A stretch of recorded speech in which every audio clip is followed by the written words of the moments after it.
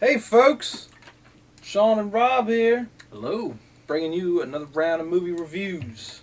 Movie reviews. We saw Mission Impossible Ghost Protocol in IMAX. Man, you jumping it in right away. Well, It's good. it's a review. What we see? We got a lot of stuff to talk about right now. Yeah. So yeah, we saw Mission Impossible Ghost Protocol, or otherwise known as Mission Impossible 4. Ooh. So this movie 4. was directed by Brad Bird, who is a acclaimed animated director of such films as The Incredibles, Ratatouille, and The Iron Giant, the best Vin Diesel movie ever made. probably right. There's no unless you count Saving Private Ryan for his Which I one don't. scene. It's also starring Tom Cruise, Jeremy Renner, Simon Pegg. Josh Holloway, Sawyer from Lost. Yeah, I was really happy to see him in there. I was like, that's cool. I wish he would have been in it more. Yeah, but I was like, oh man, that was cool. Yeah. Tom Wilkinson.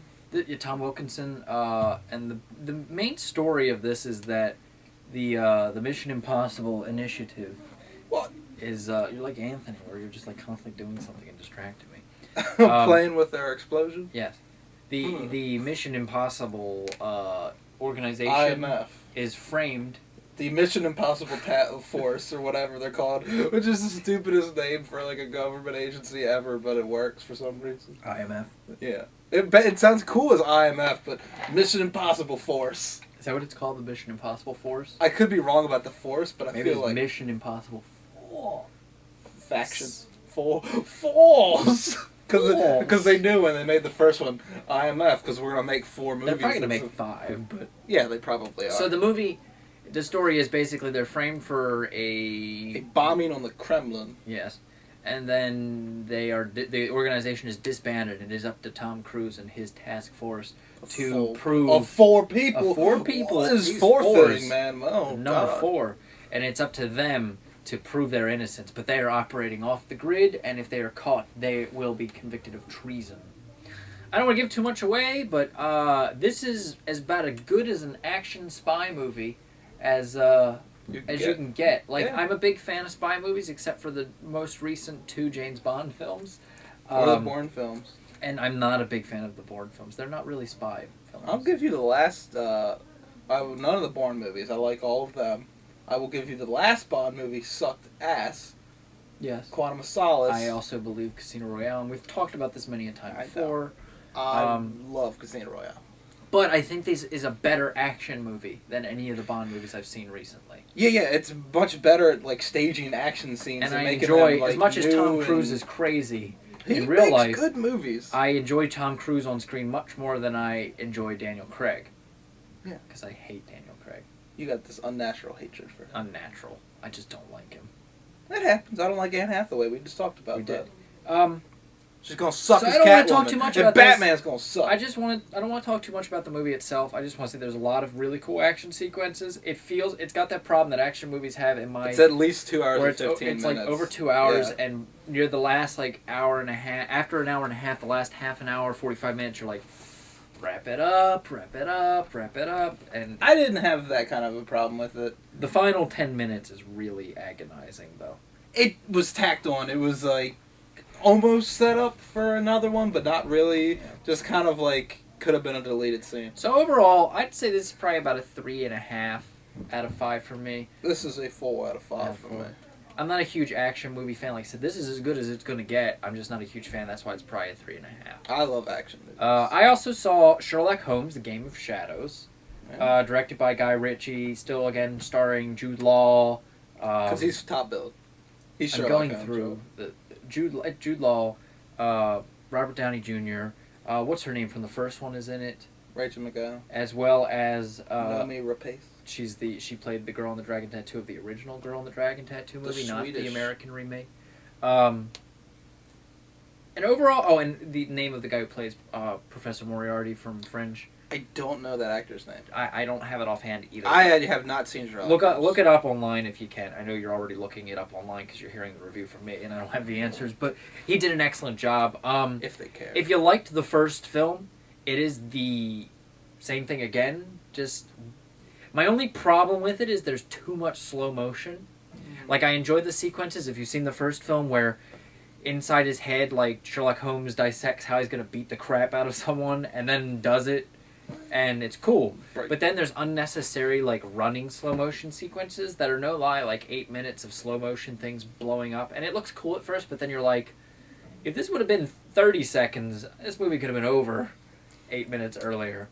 But overall, performances, comedy, action, all really well done. I enjoyed it. There's not much to say about it without giving like the plot away and all, so I'm just gonna say easy 4 out of 5.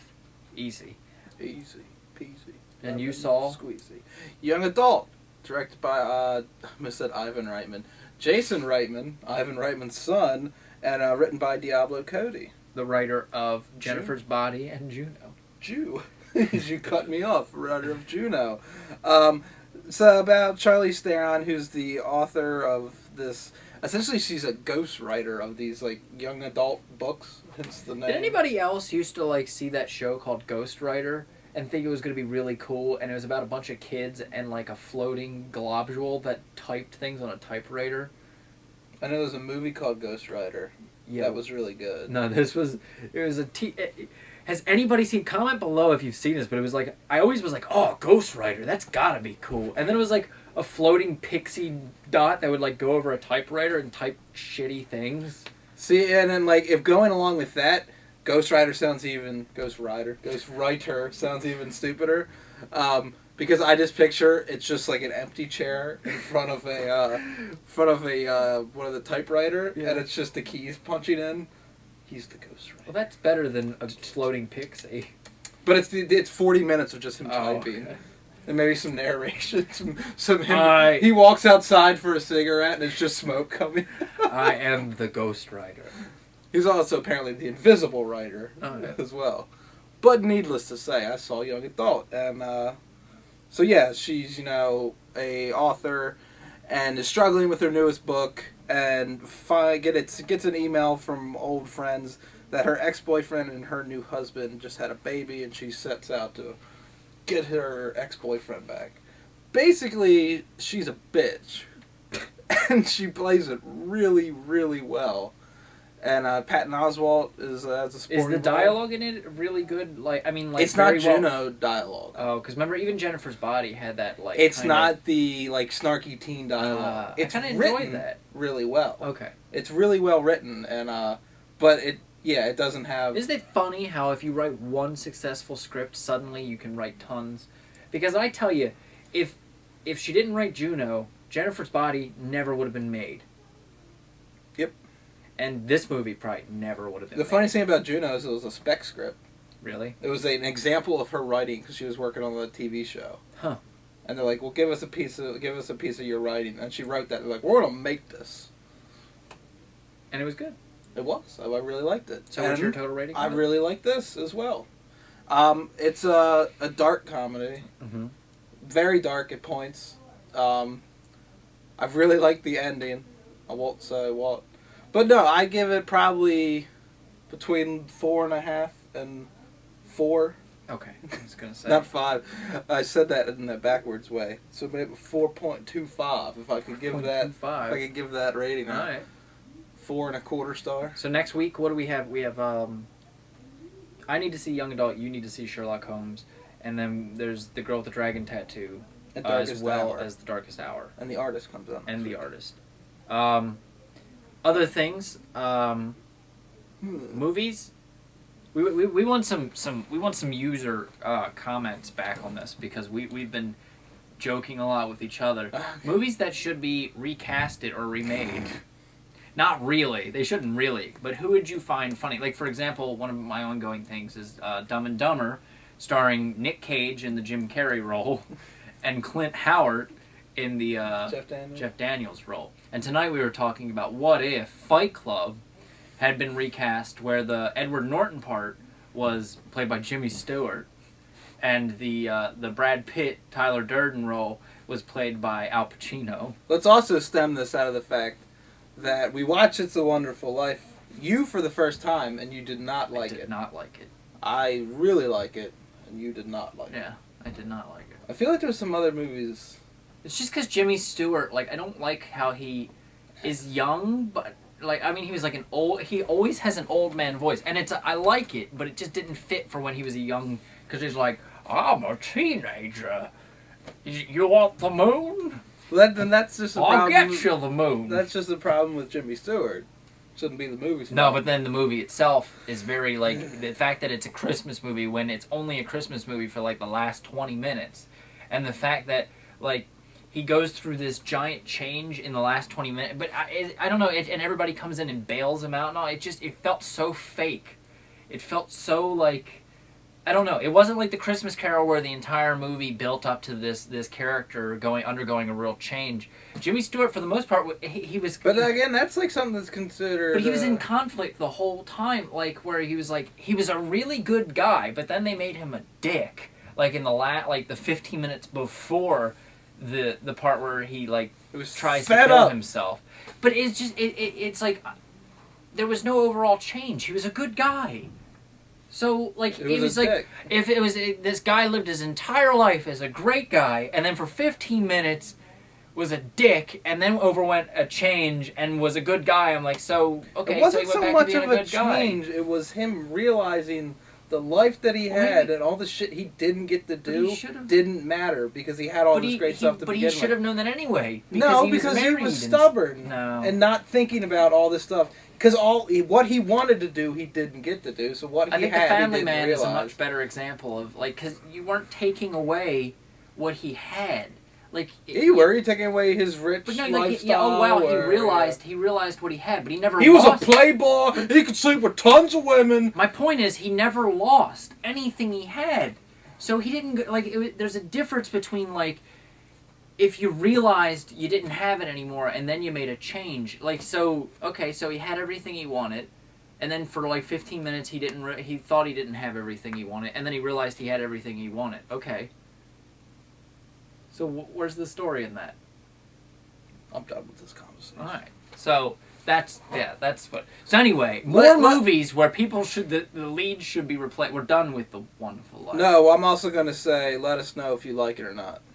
Well, of course people are going to like it. Well, because of there nostalgia might be people like you that don't like it. All right. You can't say nostalgia glasses. You, of all people. I can separate to a degree. Like, what are you talking about?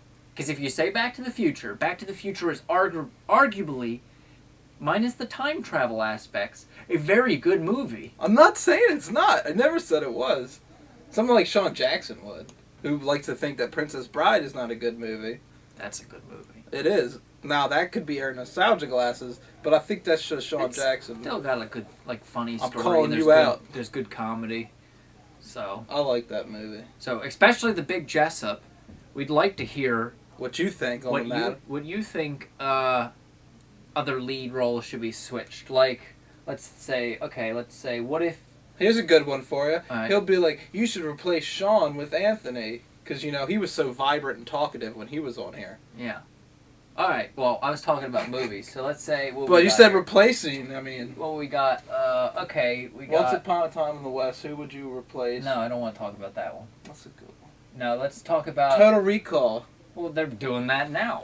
Colin Farrell. Colin Farrell's a good replacement. But I would replace him with, let's see... I almost said Bruce Willis, because that's who would replace him. Probably would. I want to say, if I was doing a Total Recall, I would... Clint Howard. No. Nick Cage? No, I keep having the name in my head, and then you... Because I go to your go-tos. No, it's completely out of my head. Well, it's the guy who is... Know. Again, I was about to say it, and you... Everybody remember Jury Duty? And there was the guy who is replaced, or like he was originally thought to be the bad guy. He had gotten the two marks on his neck. I haven't seen Jury Duty. All right, well forget it. You keep distracting me. Well, let's find another movie. We won't do Total Recall. We'll do True Lies. What about Bob? All right. You gonna replace Bill Murray? Replace Bill Murray or Richard with Meatloaf. Alright. Meatloaf Now? Meatloaf Now. You stole my pens, Gary Busey! And replace Richard Dreyfuss with Gary Busey. Or, honestly, let's go a step further. Meatloaf is Richard Dreyfuss' role. Yeah, Busey is and Bob. Busey is Bob. I'd watch that movie in a heartbeat. What about Busey? Because he plays himself. What about Busey? He's crazy. And Meatloaf is a psychiatrist. And It's a documentary. And he's harassing Meatloaf. Who wouldn't want to see that? I would see it if it was a documentary. Ghostbusters, starring Clint Howard, Nick Cage, Gary Busey, and Arnold Schwarzenegger. Too bad if that got remade. But Arnold Schwarzenegger's in blackface. He's already Hudson. Yeah. Bill Murray's Gary Busey. That's a big Twinkie. But Bill Murray's Gary Busey. Okay. Alright. These surgical scissors things. Kaboom! Alright, until next time. If we don't see you before the holidays, you have a Merry Christmas and a Happy New Year.